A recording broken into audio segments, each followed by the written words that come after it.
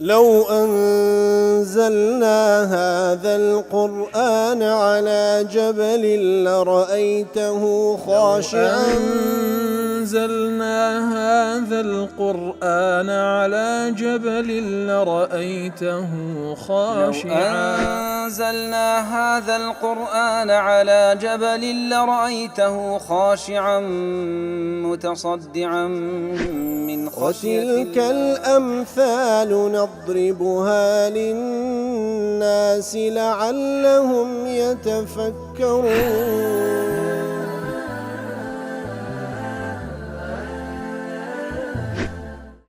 الحمد لله والصلاة والسلام على رسول الله وعلى آله وصحبه ومن والاه. السلام عليكم ورحمة الله. برزان خوش حالم لواني 1395 لوانا كاين تفسير قرآني بيروز بيم وخزمتان ومن بس رزامندي رب العالمين وهوادان مئوي آزي السودي لور بقرن. أعوذ بالله من الشيطان الرجيم. بسم الله الرحمن الرحيم. فلا تحسبن الله مخلف وعده رسله إن الله عزيز ذو انتقام. بەڵە خۆشەویستان لە پێش ئەوە لە ئاتکان پێشووتر خی گەورە باس کەسانش کافر و زاڵم و مشریکی کرد کە دژایەتی ئەو دینە دەکەن دینی خوا، دژایەت پێغەمبەران دەکەن عەلەیهیمو سڵات وەسەلام، دژایەتی شوێن کەوتوانی پێغەمبەران دەکەن عەلەیهیمو سڵات وەسەلام. عاقیبەتی ئەوانی پێشووتر چیان بەسەر هات؟ بێگومان ئەڵڵا تەعالا لە بەینی بردن و لە ناوی بردن ئەوانەی لە دوای ئەوانش هاتینە عەجیب ئەوەیە کە شوێن کەوتەی یاخود جێنشینی ئەوان و پند و ئامۆژگاریش لەوان وەرناگرن. ئیتر ئەوەی کە خوای گەورە لە ناوی بردینە و ئەوانەی دواتریش هاتینە خۆ دەستەوسان نین، ئەو پەڕی پیلاندا دەڕێژن لە دژی ئەو دینە. ئەگەر پیلانەکان هەندە بەهێزیش بی چیا لە ناو بباو لە جێ خۆی لابدا ناتوان دینی خوا لە وجود مەحو بکەن و بیسڕنەوە. لو يدفن فلا تحسبن الله مخلف وعده رسله أي فلا تظنن الله مخلف رسله ما وعدهم من النصرة لهم ولأتباعهم وإهلاك أعدائهم وخذلانهم في الدنيا والآخرة. واتمجا أو جمان مبا الله تعالى كحاشاه سبحانه وتعالى خلاف وعد بك لقلب پیغمبران كوعدي بيداينه بەسەریان بێخی خۆیان و شوێن کەوتوانیان وعدەی پێداینە کەوا دوژمنانیان لەناو ببا، دوژمنانیان ڕیسوا بکا لە دنیا و لە قیامەت. قەت وا تێنەگەی ئەڵڵا تەعالا خلافی وعدی خۆی دەکا کەوا وعدەی بە پێغەمبەراندا عەلەیهیمو سڵات وەسەلام. ترۆ زانان دەفەرمون ئەسلی جوملەکە مخلف رسوله وعده، الله تعالى خلاف لقل پیغمبران ناکا کەوا وعدەی پێداینە، بەڵام لێرەدا مەفعولی دووەم بە پێشی یەکەم کەتیە فقدم الوعده فلا تحسبن الله مخلف وعده رسله، کاتە مەفعولی دووەمی بە پێشی خستیە، وعدەکەی بە پێشی خستیە ليعلم أنه لا يخلف الوعد أصلا. حکمەتەکە شێوەیە کەوە مەفعولی دووەم پێشی خستکە وعدەکەیە تاوەکو پێشوەختە پێمان بفەرمی لأصل أساسه خواهي يقول خلاف وعدناك. وكل سورة آل عمران داد فرمي إن الله لا يخلف الميعاد. بيقومان الله تعالى خلاف وعدناك لقل هيج كسيك باشان دفرمي مخلف وعده رسله أو ذا مفعولية كم لدواتر دي ليؤذن أنه إذا لم يخلف وعده أحدا تاوك تيمان بقيني أو باش بيشا مفعول دوام بيش كوتيها تاوك تمام بقين أجر ذاتك بك الله تعالى لا أصل خلاف وعد لقال هيج كسيقناك فكيف يخلفه رسله دي لقال هيج كسيك خلاف وعدناك كل لقال بيغمبران خوي خلاف وعدك سبحانه وتعالى لكاتك دا بيغمبران هم خيرته وصفوته. بيغمبران هل بجير دراون لاي الله تعالى صفوي خلقا تاجي سري بشرية خوشويستاني خوان سبحانه وتعالى دي خواهي قول لقل هيز كسي خلاف وعد نكا لقل پیغمبراني دكا سبحانه وتعالى. إن الله عزيز ذو انتقام. بێگومان الله تعالى عزيزة وقوي قاهر لا يغالب ذاتێکی بەهێزە ذاتێکە کەوا هەر شتێکی بوێ قەهری دەکا زاڵ دەبی بەسەری لا يغالب هیچ هێز و توانە و دەسەڵاتێک نییە بتوانی مغالبە لەگەڵ خوای بکە بێوێتن بەرەنگاری فەرمانی بیتەوە ولا يمتنع عليه شيء أراده هیچ شتێک کە الله تعالى ویستی لەسەربی ئێرادەی لەسەربی هیچ شتێک نییە ئیمتیناعی بکە هیچ هێز و دەسەڵاتێک نییە منعی ئێرادەی خوای گەورە بکە وهروها ذو انتقام منتقم من أعدائه الكافرين وهروها تولى سينرة لدجمناني لكافران تولهان لدستيني تو سبحانه وتعالى إن زاد فرمي يوم تبدل الأرض غير الأرض والسماوات وبرزوا لله الواحد القهار أما جاب روج قيامت دكا مناسبة آتش لقل بيشوتر وكو رازي دلي كاتك الله تعالى لكوتاي آتك بيشوتر فرمي إن الله عزيز ذو انتقام بين وقت انتقامه لات بيشتر فرموي الله تعالى تولا دكات ولا دجمناني إتلير دا كاتي تولا سنة وكي بيان دكا وكو بقاعيد لي لما تقررت عظمة ذلك اليوم الذي تشخص فيه الأبصار وكل أتكان بيشو خوي سبحانه وتعالى قوري أو روجي لو من بيان كركوا روجيك تشخص فيه الأبصار أو تساوان تيدا لترسان لأهوال ناخوشكان تيدا زق أبلق راد وسن وكان أعظم يوم يظهر فيه الانتقام قورترين روجك والطولي الله تعالى بديار ذكويلة كسانش بباور يوم تبدل الأرض غير الأرض والسماوات أو روجيك وزوي دقوري بزوية شتر وأسمان كان زانان دفنون كوات لجملة كذا محذوفة شتدا أي غير السماوات وحذف لدلالة ما قبله عليه كواتا بمعنى ودي لو روجيك وزوي دقوري بزوية شتر أسمان كانش واتا أسمان كانش دقورين بأسمان شديكا أي إنه تعالى ذو انتقام من الكافرين وأتى الله تعالى خاون طولية لكافر كان بتايبتي حين تتبدل صفات هذه الأرض إلى صفات أخرى بتايبتي لو رجي كوا باز لرج قيامتك كوا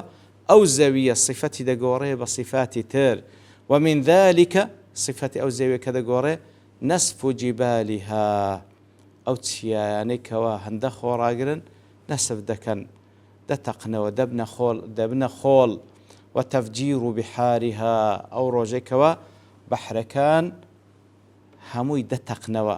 وذهاب أوديتها وأشجارها أو روجي كوا دولكان لسروي زوي نامنين من دارو بروبوم نامنه وجميع ما عليها من عمارة وغيرها هيج بنايق نامنه سبحان الله لسروي زوي لو رجدا فلا يبقى على وجهها شيء هيش تيج لسر بشتي أو زاوية نامنة وتبسط وتمد مدا أو زاوية تخد بي حجبر ذاتية كونزماتية اشتدا نامنة وهلها وتتبدل صفات هذه السماوات كذلك إلى صفات أخرى وأسمانش دقوري صفات دقوري بصفات تر ومن ذلك انتثار كواكبها أو أستيران برشبلاو دبنو وكسوف شمسها وخسوف قمرها مانغو روش كسوف وخسوف دكانو روناتشيان نامنة وانشقاقها آسمان شق دبي وغير ذلك إتر مما نختار أن يوم تبدل الأرض غير الأرض أو زانان كبيان أو روجك ظرف للانتقام المذكور أو روجيك وباز لطول السنوي خواهي قوردك أو روجي ابن جرير ابن عطية والسعدي دلين كواتا أو روجيك وخواهي قور انتقام دكاتو أو روجيك وأسمان كانوا زبيدة قورين هنديش دلين اذكر يوم تبدل الأرض دلين أو آتا استئنافية إلى خيبة بيش خويدانية واتا اذكر باسبكو لبرتساود بي بخوتو لبو خلشيشي باسبكا أو روجي كوا زوي آسمان دقورين يتر قرطبيش أو هاي لك دايتوا ومن اختار هذا المعنى المذكور كواتاويك بوشوش ليك ذات وكو زجاج وظاهر اختيار ابن تيمية أو شرواي ليك ذات اختياركي وابيد سيار بون وعيبك جملة استئنافية وتأذكر باس بك كواروجك ما لبيش كواروج قيامته أو زوي أو آسمان دا قورين وهو ابن كثير ابن جزي قاسمي والسعدي دالين أو جملة استئنافية. ومن قال بهذا القول من السلف لبياوان السلف ابن عباس لرواياتك ده وهذا فرمي. وقيل المراد تبديل ذواتها إلى ذات أخرى كواتا هتاكو يستا أو رأي ما باس كواتا أو آسمان أو زاوية صفات يان قوري هل أو آسمان أو زاوية دميني بلام صفات يان قوري بلام هندق لزانات دفر من نخير هر ذات يان قوري أو زاوية نامنة دبت زاوية أو آسمان نامنة دبت آسمان شديكا وكو قرطبي وهو لبياني السلف عبد الله كري مسعود وأنس كري مالك عمرو كري ميمون وهو كعب بوشوي ليك دنو ابن جرير دلي وأولى الأقوال في ذلك بالصواب كان قولك ديني تو طبعا ابن جرير طبري إتر لدواي يكش اختيار ذكا دلي أو لا تر نزيك تر لصواب ولا راستي لو أقوالان دربارة أو آتهاتيا أو يهل دبجير أو مانا يوم تبدل الأرض التي نحن عليها اليوم يوم القيامة غيرها وكذلك السماوات اليوم تبدل غيرها كواتا أو قوليها الدبجيري ابن جرير رحمة الله ابن جرير طبري كوا أو روجي كوا روج قيامته أو زوية أو آسمان دقورن بغير آسمان زوي تر واتهر ذات كان دقور نكس فاتن دقوره كما قال جل ثناؤه وكو أماجب بو آتدا وجائز أن تكون المبدلة أرضا أخرى من فضة إتد قوري بزاوية شديكة احتمالة ضلي وكو أقوال هاتية ضلي احتمالة أو زاوية بقوري بزاوية هموي لزيوة وجائز أن يكون نارا لا قربي وجائز أن تكون خبزا لا أرد بي وجائز أن تكون غير ذلك يأخذ هرشتش كبي ولا خبر في ذلك عندنا من الوجه الذي يجب التسليم له طلع إتر أوان أقوال هات زاوية كيدا هاتو كوا أو ها لزيوة لآقرة لهرشتك ضل هيس خبرت يقين نية لقرآن ولا سنة كباسي زويدة هاتوبك كوا مادكي لسية كأيما لو حالتي أقل القرآن والسنة بالتسليم دبين بلان فلا قول في ذلك يصح إلا ما دل عليه ظاهر التنزيل إتر دزانين دقوري بسي خواد يزاني سبحانه وتعالى. ابن تيمية رحمة إخوائي لبي لا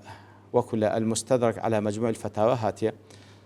أما جبوا حديثي إمام مسلم دكا كوا عائشة دجيرتو خوائي رازي بدفرمي برسال من البيغمبر صلى الله عليه وسلم درباري أو آتي يوم تبدل الأرض غير الأرض والسماوات وبرز بالله الواحد القهار درباري أو آتي برسال يا رسول الله فأين يكون الناس يومئذ يا رسول الله دي خلشي لشين يا رسول الله لو كاتك زويد قريبة زويشك أسمان قريبة أسماشك فرموي على الصراط أو كاتوان لسر بردي صراط إتر ابن تيمية فالأرض تبدل إتر أو زاوية دقوري وكل صحيحين جداهتي إن الناس يحشرون على أرض بيضاء عفراء كقرصة النقي خلشي حشر دكرين لسر خاكك سبي عفراء لعفري هاتية وهو بياض ليس بالناس أي لا يخلص بياضها بل يضرب إلى الحمرة كوات أو زاوية كوا خلشي لسر حشر دكرين زاوية سبي بلام سبياتي صاف سبينية كوا بدرو شتو السبياتي بلكو سبياتي كي ميلو برو سور دروا كوبلي خولا سوربي كقرصة النقي أي رغيف الدقيق المنخول النظيف الأبيض وكو بابلين ناني كلا سدرس كرابي لآرديشي سفري سبي خاوين يترأوها وصفي أو زاوية ذكا زاوية باتشي ميلو سوري وكو ناني كوا لا آرديشي سفري سبي دروس كرابي ليس فيها معلم لأحد نشاني هيت كاسيش تيدانية يريد أنها مستوية كواتا ريك تاخد بو أو زاوية ليس فيها علامة سكنى ولا بناء ولا أثر. سبحان الله. زەویەکە نیشانەی ئەوەی تێدانیە کەوا کەسێک تێیدا خانی دروست کرد بی، ماڵێکی دروست کرد لە بۆ سەکەن یان بینایەک یان ئەسەر و شوێنواری هیچ کەسێک نامینێ. ولا شيء من العلامات التي يهتدى بها في الطرقات. هیچ نیشانەیەش تێدا نامینێ کە خەڵکی بکەنە نیشانە کە ئاتەندەی بە فلانە جێگادا بڕۆ فلانە منتقە فلانە شتی دێ، وەکو چیایەک وەکو بەردێک هیچی تێدا نامینێ. زەویەکی تەخت. سبحان الله. ئیتر دیارە لە قەولەکەی باڵێ ئاماژە بە شتی تریش دەکات، مەڵام لە بەرتەوابوونی کات دەوەستین بە پشتیوانی الله تعالى لەوانەی داهاتوو دێنەوە خزمەت تەفسیری ئەو ئاەتە. وصلى الله وسلم على نبينا محمد وعلى آله وصحبه أجمعين، وآخر دعوانا الحمد لله رب العالمين. لو أنزلنا هذا القرآن على جبل لرأيته خاشعا أنزلنا هذا القرآن على جبل لرأيته خاشعا. أنزلنا هذا القرآن على جبل لرأيته خاشعا متصدعا من خشية الله. وتلك الأمثال نضربها للناس لعلهم يتفكرون.